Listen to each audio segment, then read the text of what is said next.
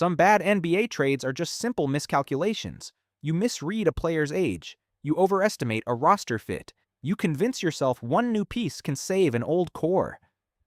But some trades go way beyond a bad bet. They do not just weaken a team for a season. They bend the direction of an entire franchise, hand its future to someone else, and years later, fans still look back at them like they are watching a legally approved act of self-destruction. Because the worst trade is not always the one that looked the dumbest on the day it happened.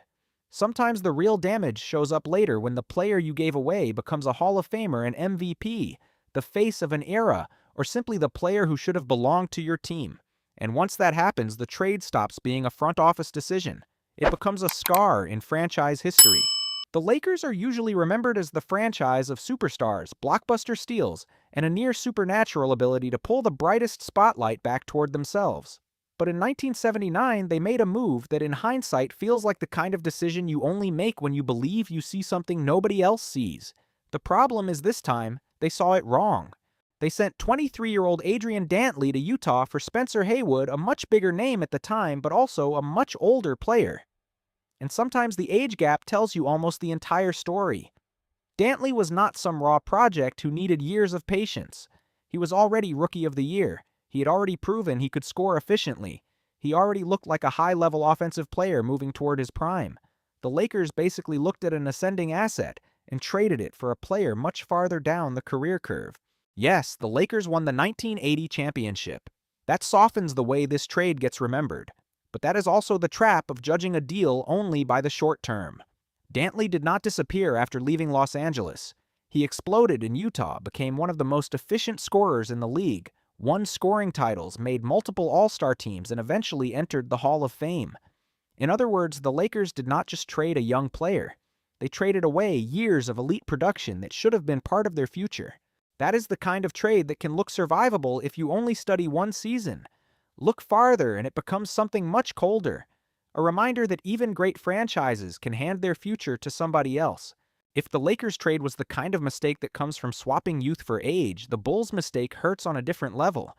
They actually got their hands on the right asset, then chose to let it go. And that is always the kind of mistake fans remember the hardest. Because you cannot blame bad luck. You cannot say the opportunity never came. The opportunity was already in the room. In 2006, Chicago held the rights to LaMarcus Aldridge, a highly regarded big man, with the kind of offensive and defensive profile that already looked like long-term franchise material, but instead of keeping him, the Bulls pivoted toward Tyrese Thomas. At the time, the move could be framed as strategic, a front office convincing itself it was getting the better fit, the better upside, the better direction. But history does not care how teams explain a move to themselves in the moment. History cares about what the player actually becomes.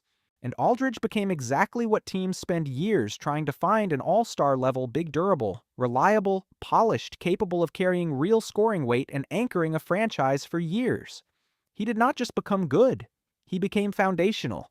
Meanwhile, Chicago never got anything close to equal value back. Tyrese Thomas had flashes, he had athleticism, he had moments where people talked themselves into the idea that maybe it would all come together. But he never became the kind of player who makes a franchise look smart for passing on someone like Aldridge. And that is why this one lingers. The Bulls did not miss on a hidden gem late in the draft. They did not get beaten to him by somebody else. They had Aldridge. Then they made the decision that they did not want him. In the world of all-time bad NBA trades, that is a special kind of pain, not failing to find the future but handing it back yourself. But if LaMarcus Aldridge was a cornerstone, Chicago chose to walk away from Indiana's story cuts in a different way. They did not just almost have the right player. They drafted him, and then immediately decided that the safety of the present mattered more than the risk of the future. In 2011, the Pacers selected Kawhi Leonard with the 15th pick. That matters because it means this is not just a hindsight story where people later pretend the answer was obvious. Indiana saw enough to call Kawhi's name. They just did not believe strongly enough to keep him. Instead, they sent Leonard's rights to San Antonio for George Hill, a steadier, more familiar guard who made more immediate sense for a team trying to stabilize its backcourt. And in the short term, the logic was not crazy. Hill was a good player. He could handle the ball score enough to defend his position and help a team feel more settled right away. It is exactly the kind of move a franchise can talk itself into when it wants to become respectable faster. But the cold truth about trades like this only appears when time starts telling the full story. In San Antonio, Kawhi did not just develop well. He became the kind of player almost every franchise dreams of, finding a truly rare two-way wing who could erase stars on one end, score efficiently on the other, carry playoff possessions, and eventually rise into a genuine championship centerpiece. Defensive Player of the Year. Finals MVP.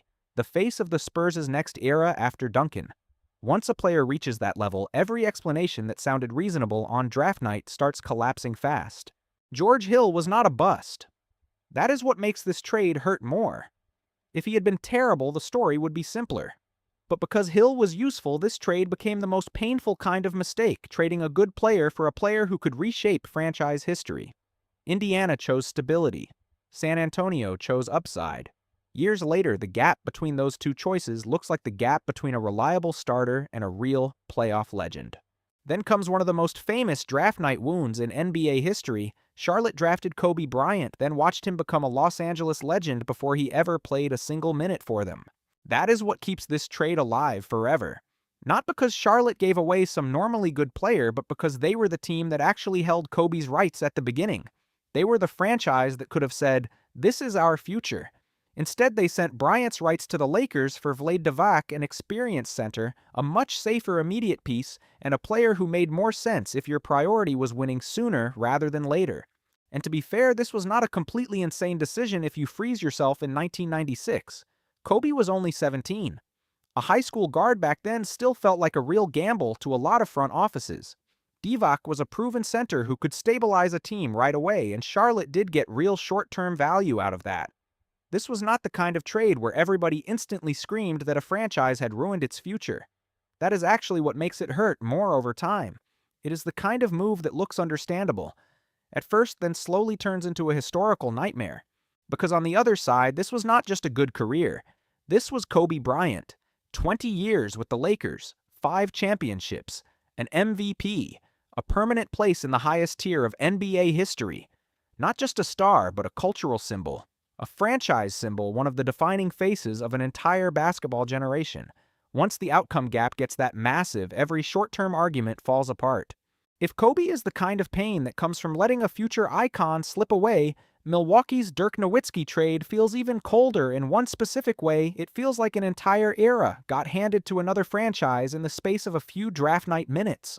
In 1998, the Bucks controlled Dirk Nowitzki's draft rights. They were the team in position to keep one of the rarest European prospects the league had ever seen at a time when the NBA still was not fully comfortable with the idea of a tall forward who could shoot, move, stretch the floor, and quietly change what offensive basketball could look like. But instead of keeping Dirk, Milwaukee sent his rights to Dallas in the deal involving Robert Tractor Traylor.